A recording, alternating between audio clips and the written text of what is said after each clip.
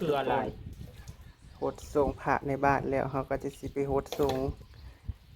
ถาดพ่อถาดแม่เพราะว่าพระเกศเพิ่นนี้สามารถถอดได้ไงถอดได้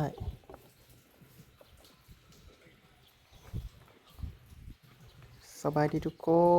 นเดี๋ยวเขาสิไปหาทรงพระทรงพ่อทรงแม่เนาะทุกคนอันนี้พระในบาทของเขาเองถอดได้ถอดได้ไปเป็นอย่างเป็นเรซินไปนะทุกคนเดี๋ยวเฮากะสิเสร็จล่างเพิ่นแล้วเฮาจังสิเข้าไปทรงถาดพ่อถาดแม่เนาะทุกคนน้ำอบน้ำหอมของเฮากะมีดอกมะลิดอกคูณแล้วก็ดอกดาวเรืองเนาะทุกคนไปคือใช้เป็นเงินบ่ส่งผู้ใหญ่ก่อนลูกหลานเขาทรงเด้อพ่อใหญ่เกือบก็มีทอดอ๋อมันเปื้อนพ่อใหญ่จะดีให้เด้อสุขภาพแข็งแรงร่ำรวยกันให้โชคให้มั่นให้ร่ำให้รวยพ่อใหญ่จน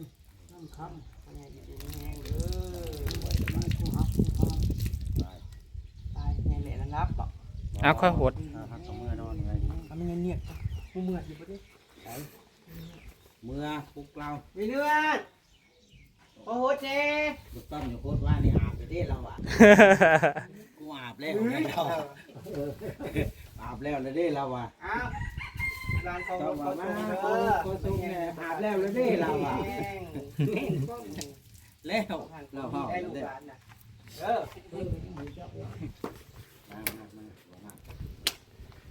ดูหลังเขาโพสเขาส่งเด้อปีใหม่ขออยู่ดีมีแห้งนี่หามาถึงส่งพอดีอยู่กับลูกกับหลานไปโดนๆเด้อแห้งก็อยู่ดีมีแห้งความเจ็บจะได้ความคลายยังมีอยู่กับลูกกับหลานไปเด้อลิ้นไปยังไม่ยันนวดแล้วเนาะไม่ยันนวดฮึได้หลักกับหัวยังมีแห้งเด้อไม่ใหญ่เด้ออยู่กับลูกกับหลานเด้อไปเห็นได้ร้ายแล้วโหดทรงอันผู้เฒ่าในนั้นฉันก่อนจะเสียออกไปโหดแม่น้องพี่น้องเกือบเอาจุดีมีแห้งความเจ็บจะได้ความคลายจะมีอยู่กับลูกกับหลานเด้ออายุมันขวัญยืนถูกลูกหลานผู้มาหดมาจมกันให้อยู่ดีมีแห้งหนุ่ยสาธุไม่ไงอยู่ดีไม่แห้งมันหมานเห็ดยังก็ได้หากบหาเกียดไก่มันหมานไปตายยากอยู่เนาะไปโหดไม่ไงแหลกกันย่าง10 โมงบ่เขาตีกอกตีนี่อดลุ่มกว่านี้นี่ใช่ลุงจิวนี่ลูกได้ไม่ยายหลานก็มาอยู่นี่แหละหน้าประตูหน้าประตูนี่แหละใส่พูดที่นิ่มไรลุดเนาะมันจังเย็นใช่พ่อเลยพ่อโฮดแล้วลูกหลานมาโฮดอยู่ดีมีแห้งตีไม้สุขภาพเข้มแข็งมันยืน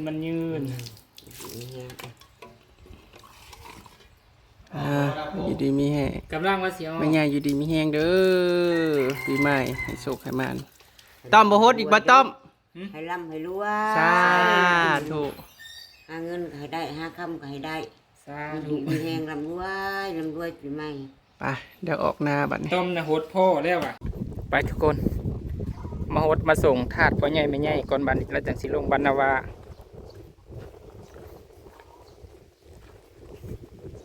เขานะครับมาโฮดแต่เมื่อวานนี่พู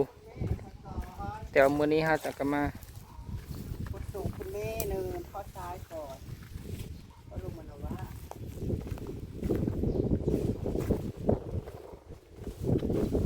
เซ็กคือบ่มีอันดอกไม้บัดฮู้ไปใส่ทางนั้นมันพอตีทางนั้นดิทางนี้บ่มีหอยตีมันไม่ใช่ตุยพัดคืออาไข่ของปืนอยู่ซะโอ้ยเปิดให้เด้พอแต่โดนนำบ่ได้กด เขาจุดให้บ่นี่ จูดโหลด มันจุดไผจุดมันบ่แม่น จักแล้ว เอ้าให้เขาจุดอะไรจักดอกคนละดอกแต่ว่านี่ ถาดบ่แม่น พาดเลย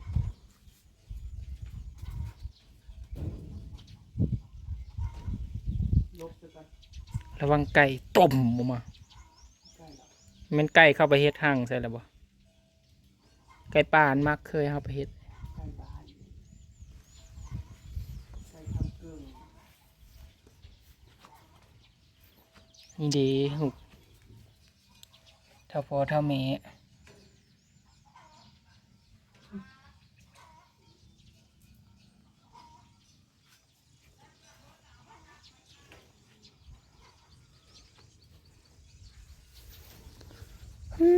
ฮอนเลยทุกคนด้วย มันลูกหลานเขาโหดเขาสูงเรื่องอีพอเนี่ยลูกหลานที่เป็นสุขได้บัดนี้ให้เงินให้คำก็ให้มันคิดสิ่งใดก็ขอให้สมหวังปรารถนาเด้ออีพอเนี่ยไปได้มานำจูดสักก่อนที่สิโหดพร้อมกัน ของพ่อของแม่ แล้วก็ของอีพ่อเฒ่าแม่เฒ่าอันนั้นของเอาจูมโอ้ยมีจับโจได้แต่ก่อนนะจับโจมันอยู่ อันนี้ของอีพ่อเฒ่าแม่เฒ่าทุกคนถาดสมัยก่อนเพิ่นจะปั้นเอาเองอันนี้นะตั้งแต่ถาดอัฐิของพ่อบุญมี เกิดวันที่1 เดือน 6คศอีหยังอันนี้อ่านบ่ออก916บ่ถึงแก่วัดอีหยังถึงแก่วันในวันมรณะบ่วันที่จากวันที่เท่าใดนี่1985เพิ่นตายจักปีแล้วก็ธาตุนี่นั่นคือของพ่อเฒ่าก่อนเนาะทุกคนแล้วบัดนั้นก็แม่เฒ่าก็มาใส่น้ำหลังอันนี้นะแล้วก็ของอันนี้นะเป็นธาตุเก่าของพ่อของแม่บ่เอื้อเนาะทุกคนที่โยกแล้วเลยของพ่อของแม่บ่เอื้อที่อันย่ายอะไรบัดนี้ย่ายจากลังนี่ขึ้นลังใหญ่ก็ไม่ง่ายเนาะพื้นเทิงปุ๊บ นี่อยู่นี่ เอาตัวเทิงเลยจ้ะ ตัวเทิงบ่มีหยังอัดไว้ซื่อ คือบอกคนกับพื้นเทิง ๆโอ้ยห้องเทิงมันแคบเหรอมันแคบเทิงน่ะมันน้อยเดียวนึงนี่อยู่ในปิดไว้เรียบร้อยแล้วจิกไว้แล้วเพราะว่ายันยังเขายันไก่เขาเพราะว่าไก่นะกะมาเฮ็ดครั้งยังใส่ได้ไข่เฉยๆปุ๊ดอกไม้บ่เอื้อกะเปลี่ยนให้ตั้งแต่อันเฮ็ดถาดอันนี้แหละทุกคนถาดนี้นะ20,000 ปลาย26,000 27,000ทุกคนถาดเป็นทินอ่อนเนาะพากันร่วมกันอันซื้อให้อันนี้เอาจูมอันนี้อีเมเฒ่าพ่อเฒ่าขอโหดขอทรงเด้ออันนี้อีพ่ออีแม่เจ้าเอิ้นอะไร เอาไม่ง่าย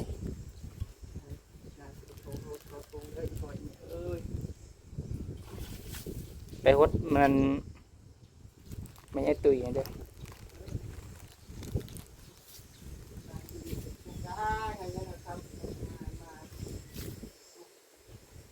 จุกไว้นี่ลูกหลานขอพึ่งบารมีได้บาดนี้ได้พ่อแม่คอยขับสู้มันว่าเงี้ยที่ได้ป้ายไม่ก็บ่ได้แขนทุกคนมันบ่มีสูงมาใส่อันนี้คือข่าวทรายเนาะมรณกรรมในวันที่25 เดือน 11 2010อันนี้นางเนินนี่มรณะกับวัน วันที่18 เดือน 9 2005อันนี้คือตั้งแต่แม่บ่เอื้อเสียเนาะแม่บ่เอื้อเสียก่อน5 ปีต่อมาก็พอเสียอีก2010อันนี้2005 2010เนาะทุกคนตั้งแต่บ่เอื้ออายุ18 ปีง่ายธาตุนี้ตั้งแต่ช่วงโควิดเนาะช่วงโควิดพอดี2019เปลี่ยนถาดให้จากถาดเก่าๆนี่อันมันคูเพราะว่ามันเป็นกระยกเนาะมันก็คูออกแล้วเขาจะก็ที่จริงก็คูบ่เบิดดอกก็เลยแสะออกแล้วก็ทาสีเนาะแล้วก็ง่ายอันนี้ให้พ่อให้แม่บ่เอื้อมันจะปีเลย2019 7 ปีเลย 7 ปีได้แล้วถ้า20,000 ฝ่ายเห็ดลังคาเห็ดปุ่นแปลว่าเขาเรียกว่าไอ้สังกะทานสังกะทานเอาดูเขาทาดไหมก็เบิดหลายเติบแล้วรวมอยู่ในแสนป่ายทุกคนในการเฮ็ดทุกอย่างเฮ็ดอันบอนที่อันเพิ่นอยู่แล้วก็ลังคาก็เพิ่นอยู่แสนป่ายการรวมกันแล้วทุกคนในครอบครัวบ่เอื้อเนาะที่อันออกเงินกันไป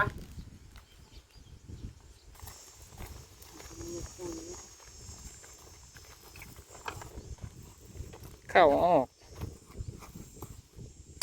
ลาก็ทรงเด้อเด้อ ไก่เป็นปลูก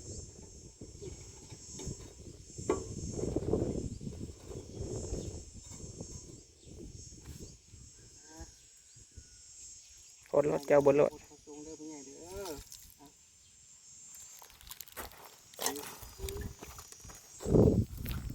เดี๋ยวเขาอันทรงถาดแล้วเขากะทิเมื่อทรงเจ๊ใหญ่เนาะทุกคนแล้วก็ชิโลกมันดาวะแวมๆแบบนี้ไปคน ยังมีแรงหายอยู่ เอาโหดทรงเจนาวกับเสียอุ้ยสักก่อนเนาะทุกคน ค่าแข่งเลยเพื่อล้ำเพื่อรวยไปหน้าเล็กเลยเด้อ อืม ดีนี่แห้งค้าขายมันราคาหมูกระขอมันขึ้นหลาย น้องโคตรจะให้อยู่ดีนี่เฮงปังและปีใหม่แล้วล่ะ โหดแน่พ่อใหญ่นั่น ไปใหญ่บ่มัน ให้พ่อนำโหดแนวไว้เจอเร็วให้พ่อนำโหดแนวไว้อืม มาเลยไหม ก็ให้โฮดบ่